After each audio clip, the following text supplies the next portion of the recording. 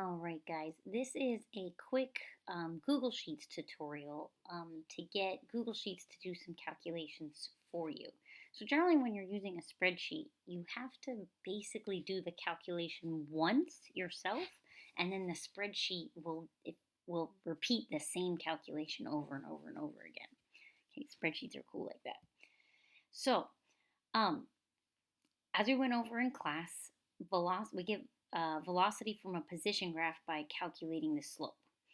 But in this particular graph, the slope is changing. So what we're going to do is we're going to calculate kind of an average slope between every 2 points and get like what's the average velocity here, what's the average velocity here, and then, all the way up to what is the average velocity here. So we're just calculating the slope between those 2 points every single time.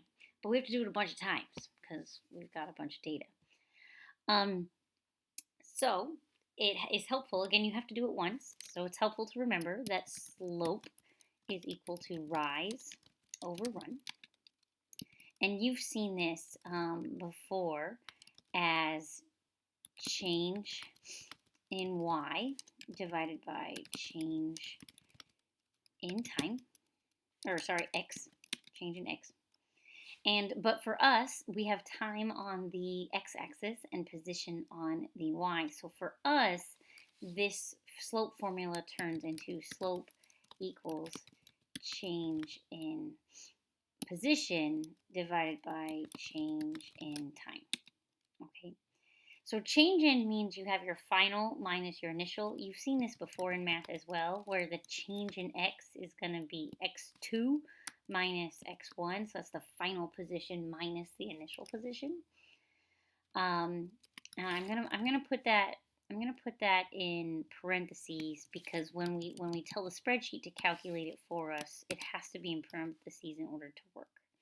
And then change in time is also t2 minus t1. Okay, so that's the formula I'm going to be using in order to get this thing to calculate the slope for me. So velocity, again, is just equal to the slope. So, and this is sort of our reference formula here. So to calculate slope, you have to actually use two points, right? Slope, you need to have 2 points to calculate it. So for our first row here, we're going to be using row 2 and row 3. Okay, so I'm going to say equals x2 minus x, or position 2 minus position 1. So all I have to do, I have to put a parentheses, I have to click on the cell, right? I'm saying I want it to reference this cell, or I could type B3, that would work too, minus position 1, which is in cell B2, okay? So then I close that parentheses, that's the same thing as x2 minus x1, this is x2 minus x1, divided by parentheses, A3 minus A2, close parentheses. And so here, it just calculated the slope for me, which is really cool. And then for the time, this is actually closer to the velocity, like in the middle of these 2 points, like right here. So what I'm really actually doing here for the time is I'm taking the average of these two pieces. So you could have it calculate the average, or you could be like, well, I know that 1 is in the middle, and you could just type in 1. But if I do that, I have to do it for all of them. So if I actually have it calculate the average for me, then I only have to do it once. So Google Sheets also has a cool function that says you just type in the word average.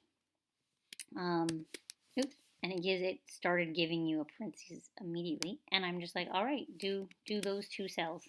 That's right, it's the average between those 2 times. I hit enter. If it's working correctly, I should get 1. Yay, it gave me 1. So now again, I only have to do the calculation once. And I'm basically just typing in formulas. Now, to get it to do the next one, there's a little tiny blue box here. See, there's a tiny little blue box at the corner of my outlined cell. And whenever I mouse over it, my mouse turns into a plus sign. And if I drag it down, it'll do the same thing. Now notice it's a different number. And so if I look at the formula up here, it did a slightly different calculation. So here it was B3 minus B2. Now it is B4 minus B3. So it took this one and subtracted this one, which is exactly what I wanted it to do. I wanted it to go down to the next line. So I can literally drag this down. And same thing here. Now I want you to notice something. I dragged it all the way down to this point because I was like, I have 18. But this one isn't working correctly because it's calling B12 minus B11, but there's nothing in B12. So I'm actually going to have one less row of velocity than I do of position. And that's fine. Okay.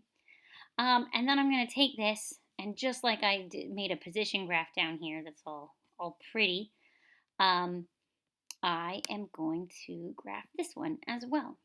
So I go Insert, Chart. I am going to go over here to Customize, and I'm going to add my series. I want to add a trend line. It defaults to linear, and linear looks pretty good. So we'll do an R squared there, and we need to use the equation. So that'll give me my equation. This one's coming out perfectly because I did a false set of data. Yours might not be that pretty. Okay.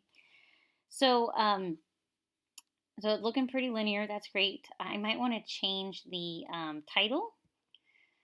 The title here.